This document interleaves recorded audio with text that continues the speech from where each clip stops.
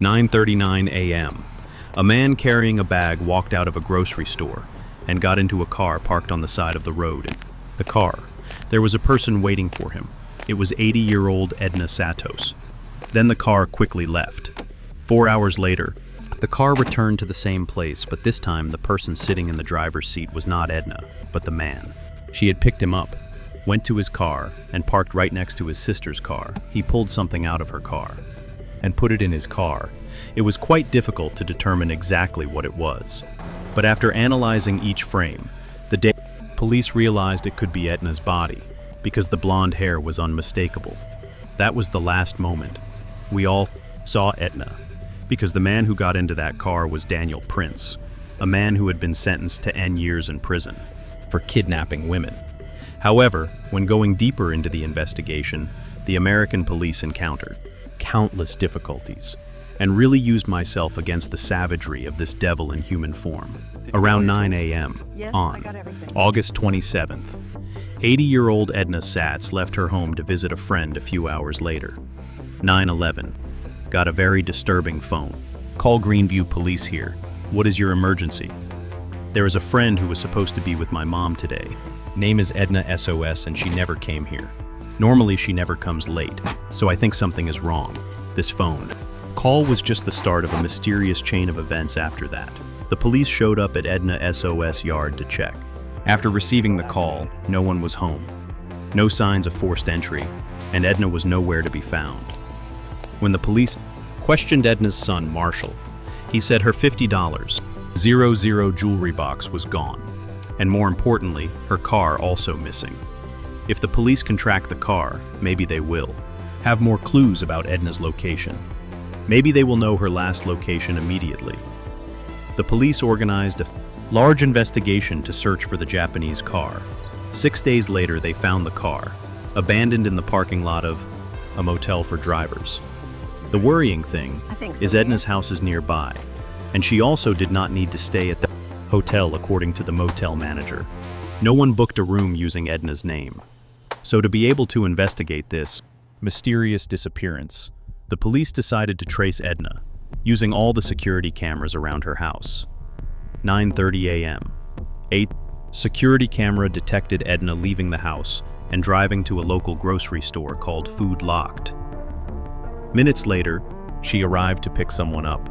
A man approached the car, carrying 2 bags in his hand's car, and both returned to Edna's house about 4 hours later, at 1:43 p.m. Edna's car left again and returned to Foodland again. But this time, the person in the driver's seat was not Mrs. No, but the man she had picked him up from immediately went to his car and parked next to Bana's car. Pulled something out of Bana's car and put it in his car. It was very difficult to determine exactly what it was. But after analyzing each frame, the police realized it was nothing else but could be Bana's body, because her golden hair was very recognizable. 4 minutes later, the man drove Edna's car into the motel parking lot, which was the parking lot where the police found the car. He then got out and began the process of wiping away his traces on the car at 2:14. This man returned to his car at Foodland and drove away, and that was the last time the police saw Mrs.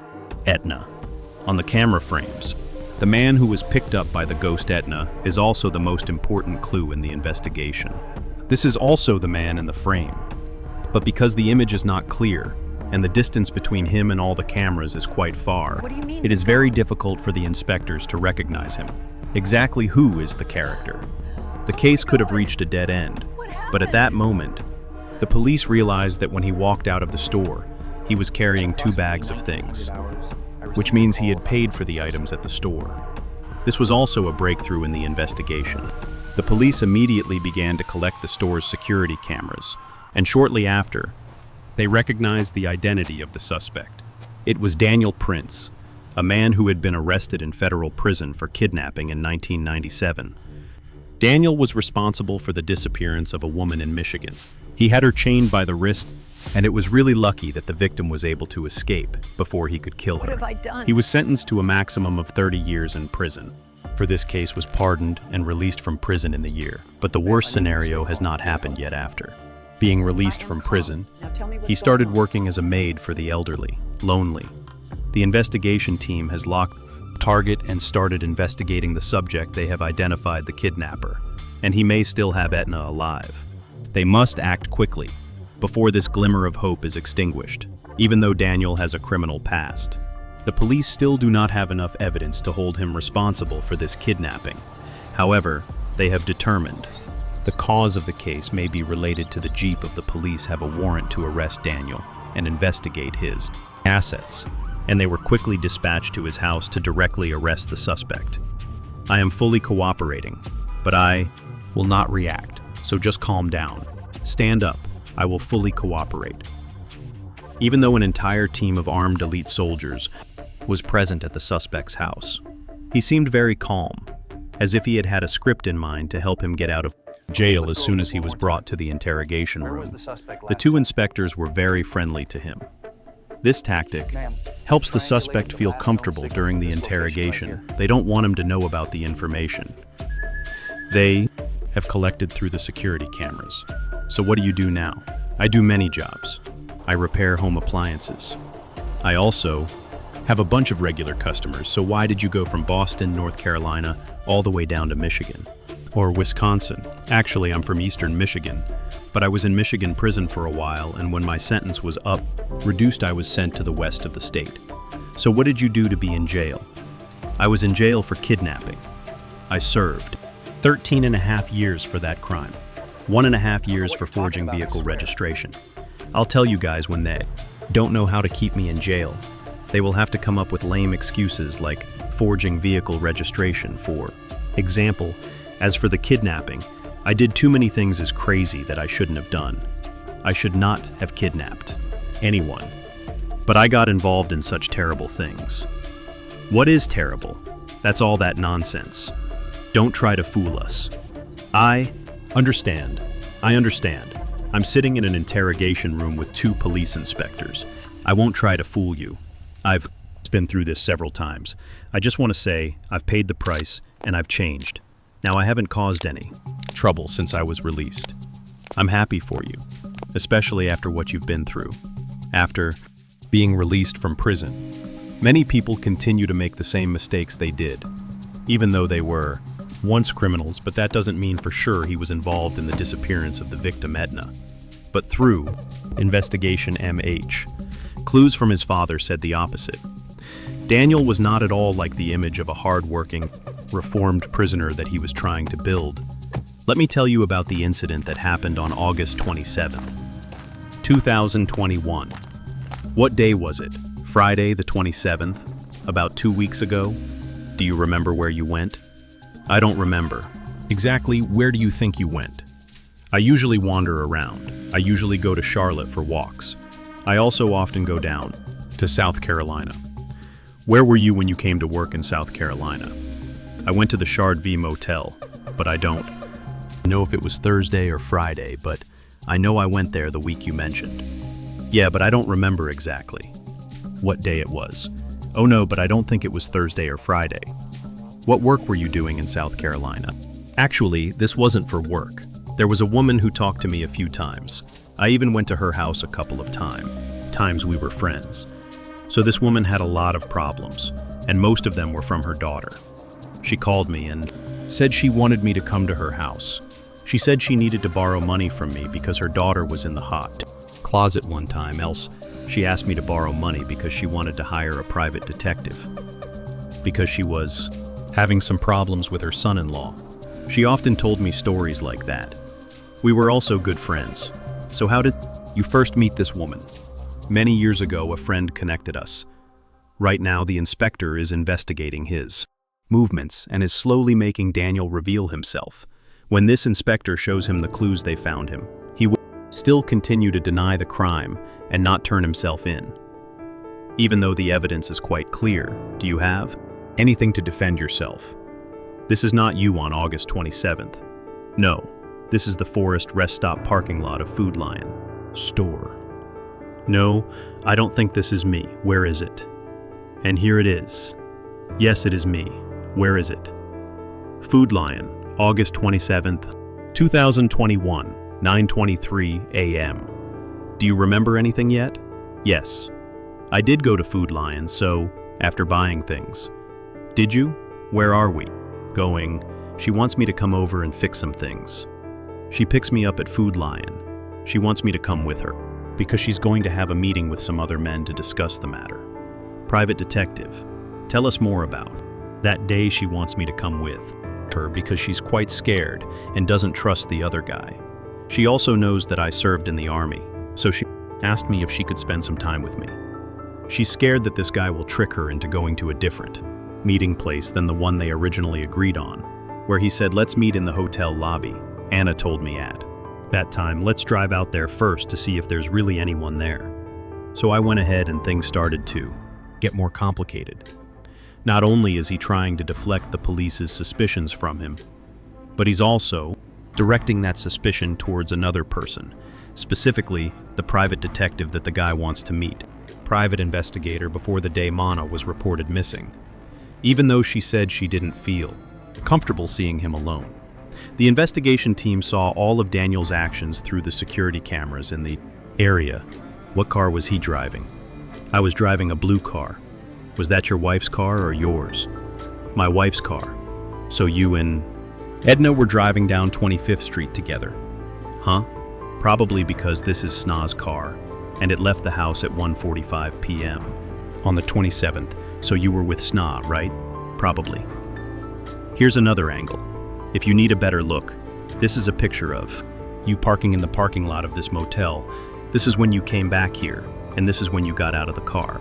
But you were the only one getting out of the car, right? Did I tell you but you went and wiped around the car, right? Because I was a little worried this is a picture of you walking in this parking lot, and this is when you got back into your car and drove away.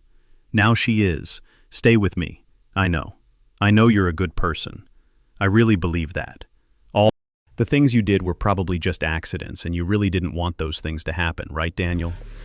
The prince seemed stunned by the amount of photographic evidence that the police had, and they showed him. But that didn't stop him from continuing to lie about his actions. But the police made an even more interesting discovery that there were signs of mud on the tires of Dan's car, which showed that he may have driven onto a dirt road to kill or dispose of Etna's body. And from here, Dan's lies started to fall apart. You're not a bad person, right? No one said you were an evil person with a twisted mind. We need to know where Etna is. We investigated your car. We found dirt on the tires. So where exactly did you go? I never go onto dirt roads. So where did you leave Etna? Oh, actually, I can tell you. Actually where she is, and where I went into the dirt road. Keep talking as we were going into 25 South. On the right side of the road there was a Corvan. There was another one here, and it had a for sale sign. It looked like a used van, and I needed one too. So we pulled over on 25, even though he had a lot of undeniable evidence in front of him. Daniel was still trying to avoid any responsibility. Right now, the inspector had to use strong measures. I asked, you again, where is Edna? Her family is having a hard time finding her, so is she really missing? Yes. Edna, where is she? I don't know, I really don't know. I drove her home, but you didn't drop her off. She's not home. We followed that car all day and along 25, and there was definitely a period of time where her car wasn't in any garage, mine or hers. Don't try anymore. Okay, let me explain to you. Give me time and I will explain to you thoroughly. When I stopped her car and went to find that private detective, she said. She wanted me to take my car and take her for a ride, so I got out and went back to Foreland. She and I took my car and I took her home in my car. We got all the security cameras. Around there she never went home. The car was still in the same place. It wasn't in her car. It was in my car. She went home. In my car. You didn't take anyone. She was in my car at Food L. I picked her up after I took her. I assure you didn't pick her up. The inspectors are putting a lot of pressure on him and proving to him that all he's trying to cover up are lies, even though he's still trying to defend himself, trying to deny the fact that he's deleted, clean all the evidence. I don't know where she is. See, you know where she is, and I don't. No. Now I ask you, why are you wiping around her car?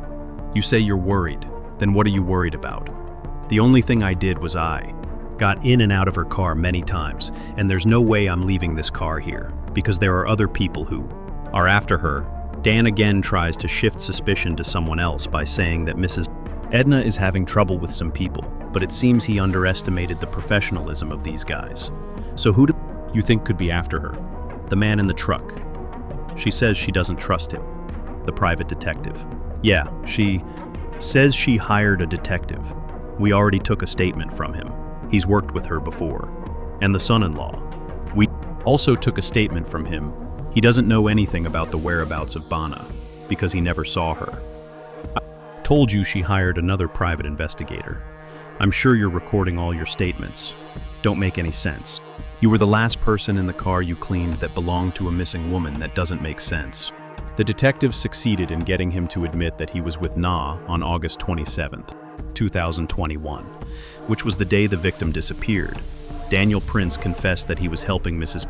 Etna to meet a mysterious private investigator.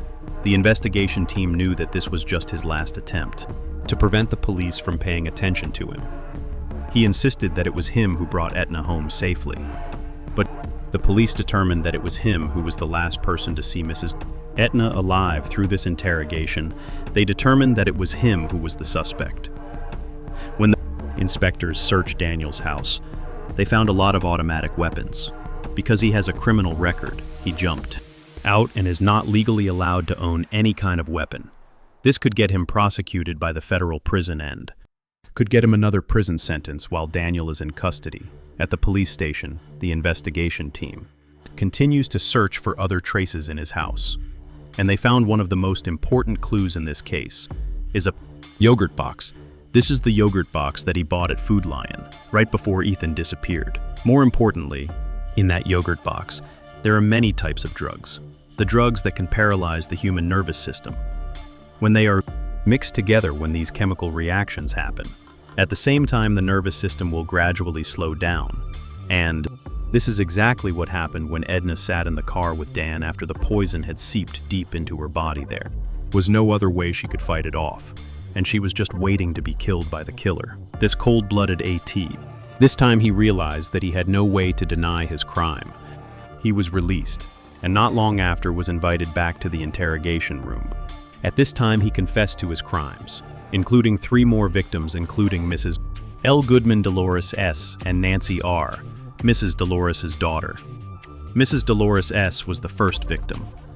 He killed her at the will of her daughter, Nancy Rigo, but then she changed her mind and tried to contact the police, which put her in the sights of Daniel, a crazy murderer, and Nancy was his second victim. What's more remarkable is that after Nancy's death, he also inherited the victim's insurance money, because before she died, she gave him all the authority while investigating Daniel's assets. The police also found Nancy's documents from 2017. After killing Nancy, he continued to pretend to be Nancy and text her family to make them not suspect Nancy's mysterious disappearance. The third victim. It was Mrs. L. Goodman, who he said had deliberately stolen from him, and her body was dumped in a remote place. The last victim until discovered was Mrs. Edna Satis. The victim's body was found a year later, on the 16th of May 2022, in a cemetery near his home in Rutherford. Although it was rotten in the middle, but the police were still able to confirm that this was exactly the body of Mrs. Anna. Despite having committed horrific murders, Daniel Prince still did not give up any hope of escaping the crime. There was a lot of evidence that we discovered in your home. You will have 1,000 ways to explain each thing right. I don't want to jump to conclusions, so if something happens that you did not intentionally cause, then tell us. There are things that have to happen. There are things that are about to happen. I am a realistic person, so I have accepted all possible scenarios. I just want maybe have control over how those things happen. If you could just turn that camera off, I could talk to you more freely.